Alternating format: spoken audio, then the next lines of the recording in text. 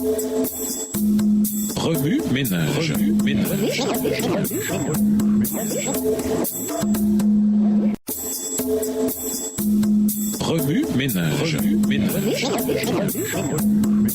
Bienvenue dans votre émission. Remue ménage. Nous voilà à la leçon de jeudi. S'impliquer, les veilleurs. Les paroles « Mon heure n'est pas encore venue » montraient que tous les actes de la vie terrestre du Christ s'accomplissaient conformément au plan existant de toute éternité. Avant même que Jésus vienne sur terre, ce plan était déployé devant lui, parfait dans tous ses détails. Mais à mesure qu'il s'avançait au milieu des hommes, il était conduit pas à pas par la volonté de son Père. Au moment fixé, il n'hésitait pas à agir. Il attendait avec la même soumission que le temps soit venu. Texte tiré du livre Jésus-Christ au chapitre 15 à la page 122. Livre écrit par Ellen G. White. Celui qui accomplit la volonté de Dieu et marche dans le sentier qui lui a tracé ne peut ni trébucher ni tomber. Il est guidé par la lumière de l'Esprit de Dieu qui lui donne une perception claire de son devoir et le maintient sur le droit chemin jusqu'à l'achèvement de sa tâche. Mais si quelqu'un marche pendant la nuit, il trébuche parce que la lumière n'est pas en lui. Celui qui marche dans le sentier qu'il s'est lui-même choisi sans y être appelé par Dieu trébuchera. Pour lui, le jour s'est changé en nuit et il ne sera pas en sûreté nulle part. Le Christ ne pleurait pas leur frère puisqu'il était sur le point de le rappeler à la vie. Il pleurait parce que plusieurs de ceux qui portaient le deuil de Lazare allaient bientôt organiser la mort de celui qui est la résurrection et la vie. Mais les Juifs incrédules étaient incapables d'interpréter ces larmes correctement. Certains, qui ne pouvaient expliquer sa douleur autrement que par les circonstances extérieures de la scène qui se déroulait devant lui, dirent doucement « Voyez comme il l'aimait ». D'autres, cherchant à semer le doute dans le cœur des assistants, dirent d'un ton moqueur « Lui qui a ouvert les yeux de l'aveugle, ne pouvait-il pas faire aussi que cet homme ne meure pas ?» En ressuscitant la fille de Jairus, le Christ avait dit « L'enfant n'est pas morte, mais elle dort ». Marc 5, verset 39. Comme elle n'avait été malade que peu de temps et qu'elle avait été ressuscitée immédiatement après sa mort, les pharisiens avaient déclaré que l'enfant n'était pas morte, que le Christ lui-même avait dit qu'elle était simplement endormie. Il s'était efforcé de faire croire qu'il ne pouvait pas guérir les maladies, que ces miracles n'étaient que supercherie. Mais dans ce cas, personne ne pouvait nier que Lazare était mort. Toujours extrait du livre Jésus-Christ, chapitre 58, les pages 478, 482, 483. Livre écrit par Ellen G. White. Suite à l'étude de Jean, le chapitre 11. En quoi ce chapitre s'applique-t-il dans votre contexte immédiat? Quelles sont les applications pratiques que vous pouvez faire sur le plan social, collectif et communautaire? Révisez le verset à mémoriser. En quoi s'applique-t-il spécifiquement à votre vie cette semaine? Au revoir. Et à demain si Dieu veut.